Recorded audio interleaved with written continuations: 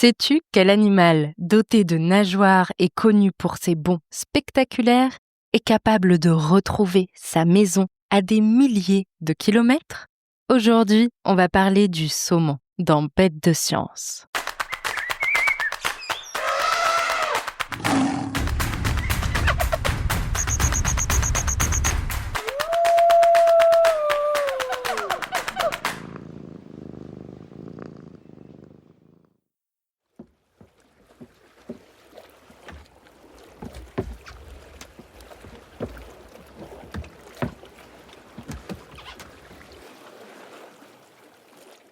L'océan Atlantique est calme sous le soleil, bleu à perte de vue, immense.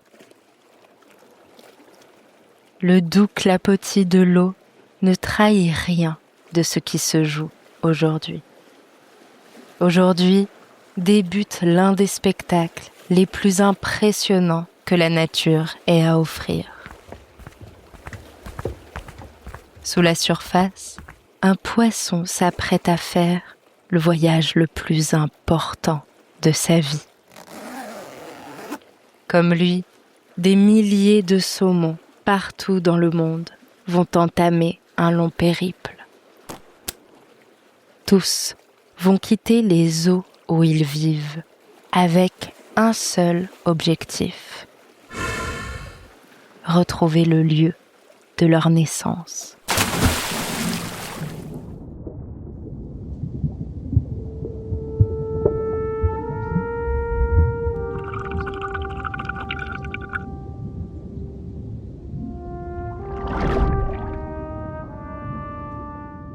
Nous voici face à Salmo salar, le saumon atlantique. Son corps est long, élancé, taillé pour la nage. Sa tête, petite et légèrement aplatie, est traversée par une large bouche qui lui donne un air farouche. De part et d'autre de son visage, de petits yeux noirs scrutent le monde sous-marin. Tandis qu'à la limite de sa tête et de son corps, deux fentes mobiles s'ouvrent et se referment sans cesse. Ce sont ces branchies, les organes qui permettent aux poissons d'absorber l'oxygène dans l'eau, ou autrement dit, de respirer. Adulte, le saumon atlantique peut atteindre 1,50 m de long et peser plus de 30 kilos. Son corps est recouvert de grandes écailles aux reflets gris et bleus sur le dos et argentés sur le ventre. Le long de son dos apparaissent des taches sombres, brunes ou noires, souvent disposées en croix, qui s'étendent jusqu'à sa nageoire caudale en forme de V que le poisson utilise pour se propulser. Salmo salar nage en groupe, aux côtés de centaines d'autres saumons, dans ce que l'on appelle un banc de poissons. Ensemble, ils bougent comme s'ils ne formaient qu'un seul être vivant. Ils tournent, ils plongent, ils changent de direction à l'unisson.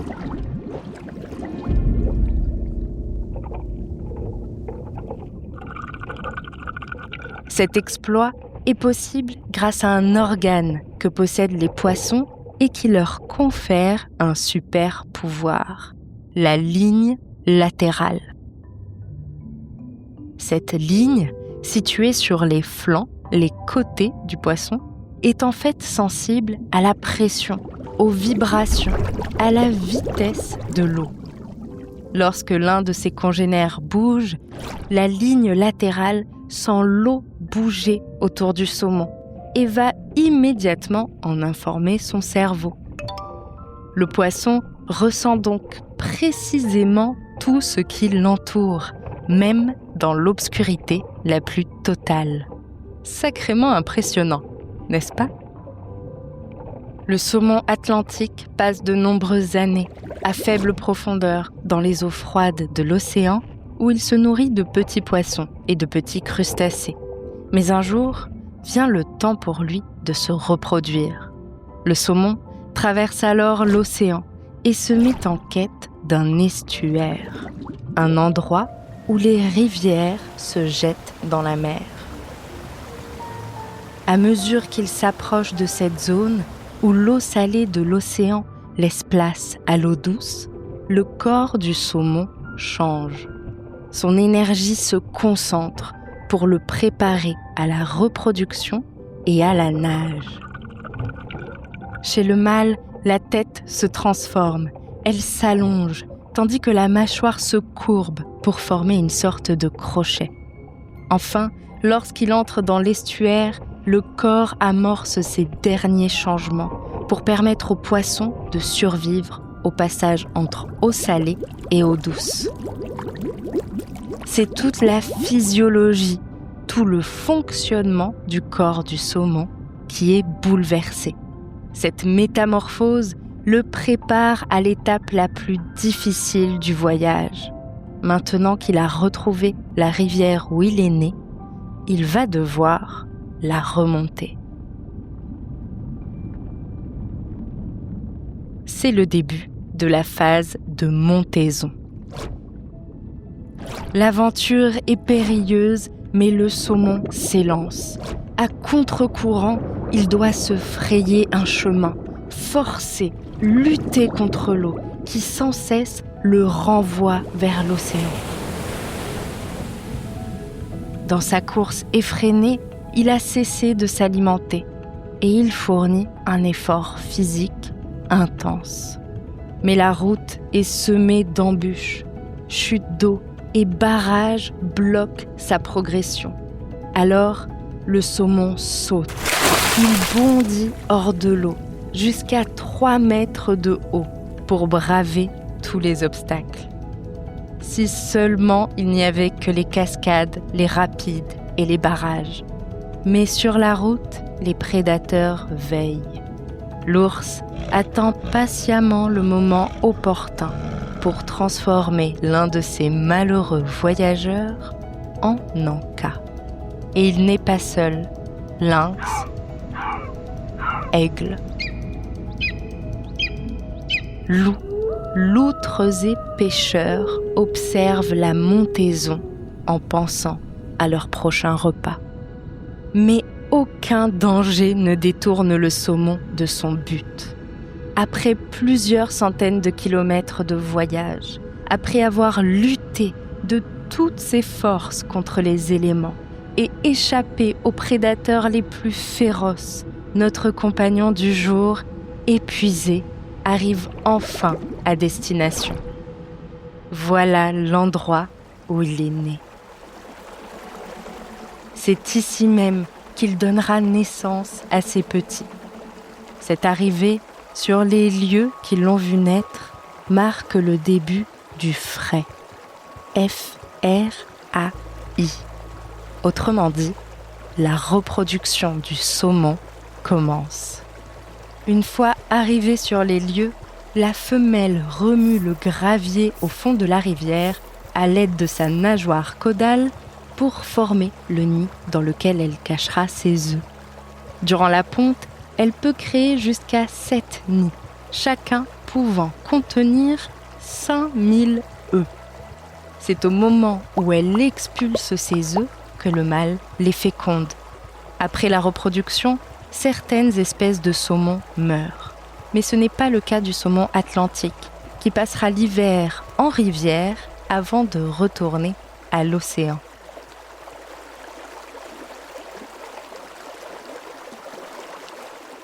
La reproduction du saumon a lieu au mois d'octobre et de novembre. Au printemps, les petits viennent au monde.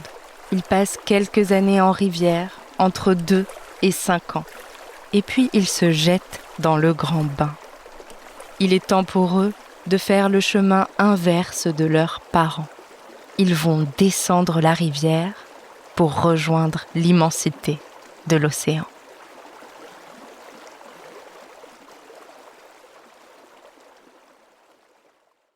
La migration du saumon est l'une des plus extrêmes du règne animal.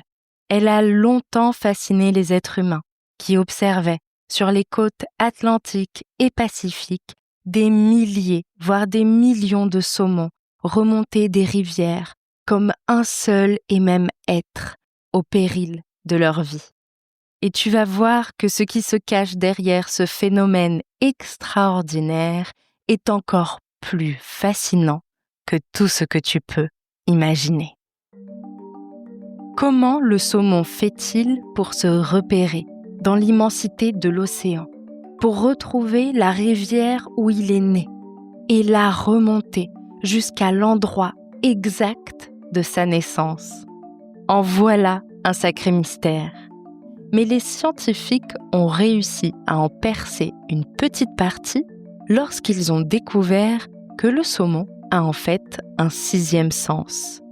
Il est capable de sentir le champ magnétique terrestre. Le champ magnétique terrestre, c'est une sorte de grand bouclier que l'on peut imaginer comme une bulle autour de notre planète et qui va la protéger des vents solaires. Cette bulle s'appuie sur une force dite magnétique. C'est elle, par exemple, qui oriente nos boussoles. Le métal contenu dans l'aiguille est attiré par le champ magnétique terrestre. Tout cela est un peu compliqué, mais ce qu'il faut retenir, c'est que le saumon a donc une sorte de boussole au cœur de son cerveau qui lui permet de sentir une force invisible pour nous humains. Lorsqu'il décide de traverser l'océan pour rejoindre la rivière de sa naissance, le saumon fait donc appel à ce 6e sens. Et cela va même plus loin. Il se souvient du champ magnétique de la rivière où il est né. Une fois arrivé à l'estuaire, à cet endroit où la rivière se jette dans la mer, un autre sens l'aide dans sa quête. C'est son odorat qui entre en jeu. Le saumon va alors remonter la rivière en suivant les parfums présents dans l'eau. Ce sont eux qui lui indiquent la piste à suivre. Le saumon parcourt donc des milliers de kilomètres grâce à ces 2 sens. La magnétoréception, la capacité à sentir le champ magnétique terrestre, et l'odorat. Les scientifiques ont même découvert que tout se joue au moment où le jeune saumon rejoint l'océan pour la première fois. C'est à cet instant qu'il mémorise avec précision le parfum et le magnétisme de ce qui restera pour toujours sa maison. C'est cette carte mentale, signe d'une mémoire extraordinaire et d'une capacité à voir le monde sous un angle qui nous échappe, qui le guidera bien des années plus tard, lorsqu'il souhaitera revenir à l'endroit qu'il a vu naître. Allez, on récapitule. Le saumon est un poisson migrateur, vivant à faible profondeur dans les mers et les océans du globe. Il effectue l'une des migrations les plus célèbres et les plus extrêmes de notre planète. Doté d'un sens de l'odorat puissant et de la capacité de sentir le champ magnétique terrestre, le saumon est capable de mémoriser l'endroit exact où il est né pour y retourner bien des années plus tard, y donner naissance à ses petits. Alors, pas si bête, le saumon. Merci d'avoir suivi cet épisode de Bêtes de Science. Si ces épisodes te plaisent et que tu veux les écouter avant tout le monde, c'est possible.